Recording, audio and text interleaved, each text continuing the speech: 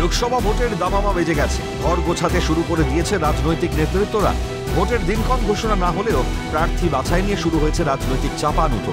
এই আবহে পোস্টার বিতর্কে নাম জড়িয়েছে বিজেপি সাংসদ লকেট চট্টোপাধ্যায়। 7ই ফেব্রুয়ারি হুগলি শ্রীরামপুরে পড়ে পোস্টার। স্বাভাবিকভাবেই প্রশ্ন ওঠে, পোস্টারের নেপথ্যে কারা?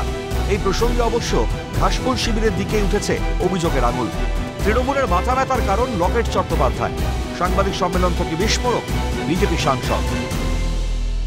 একটা জিনিস বুঝতে পারছি, লকেট চট্টোপাধ্যায় কোথা থেকে লড়বে এটা নিয়ে তৃণমূলের মাথা ব্যথা হয়ে গেছে। তৃণমূল লকেট চট্টোপাধ্যায়কে জুজু দেখছে। কোনো সময় তারা বিজেপির নাম করে শ্রীরামপুরে পোস্টার দিচ্ছে, কোনো সময় তারা হুগলিতে পোস্টার দিচ্ছে। কালকে দেখবেন আরামবাগে পড়েছে, পরশু দেখবেন মমতা ব্যানার্জির খোদ কেন্দ্র দক্ষিণ কলকাতায় পড়বে, তারপর দেখবেন ডায়মন্ড হারবারে পড়বে। কারণ লকেট চট্টোপাধ্যায় কোথায় দাঁড়াবে তৃণমূলের মাথা ব্যথার কারণ হয়ে গেছে। এই যে একটা ভয়ের কারণ চারিদিকে তৈরি হয়েছে, এটাতে অন্তত পার্সোনালি বলতে পারি যে ये डर मुझे अच्छा लगा। আমি খুব দায়িত্ব নিয়ে বলছি, this all news are paid news. কেউ পয়সা দিচ্ছে, তার জন্য ওই নিউজটা হচ্ছে। 2019-এ হুগলি কেন্দ্রে জিতে সাংসদ হন লকেট চট্টোপাধ্যায়। 2024-এর নির্বাচনে আরো ভালো ফল হবে আশাবাদী লকেট।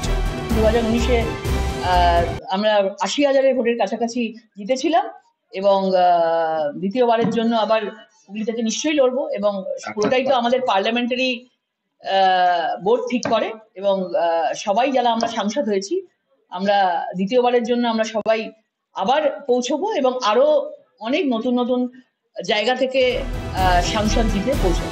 বাংলায় 35টি আসনের লক্ষ্যমাত্রা পূরণে সফল হবে বিজেপি। লকেট চট্টোপাধ্যায়ের গলায় আত্মবিশ্বাসের সুর স্পষ্ট। গৃহমন্ত্রীজি 35টা আসনের টার্গেট আমাদেরকে বেঁধে দিয়েছেন এবং আমরা জানি যে বাংলা থেকে আমরা ভালো লোকসভায় আসন পেয়ে আমরা পার্লামেন্ট যাব এবং সেই জন্যই আমাদের এই প্রস্তুতিকরণ, লোকসভার প্রস্তুতিকরণ শুরু হয়েছে। কারণ মানুষ রেডি আছে। আমরা বিভিন্ন জায়গায় ঘুরছি, বাংলার বিভিন্ন জায়গায় আমরা দেখেছি রিসেন্টলি, এবং মানুষ তৃণমূলকে মানে বহিষ্কার করেছে। যদিও পাল্টা তো তৃণমূলে, এটা আমাদের কোনো ব্যাপার নেই, ওদের ব্যাপার।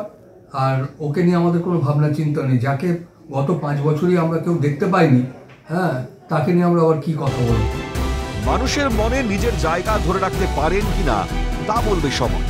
কাকলি নস্করের রিপোর্ট, ক্যালকাটা নিউজ।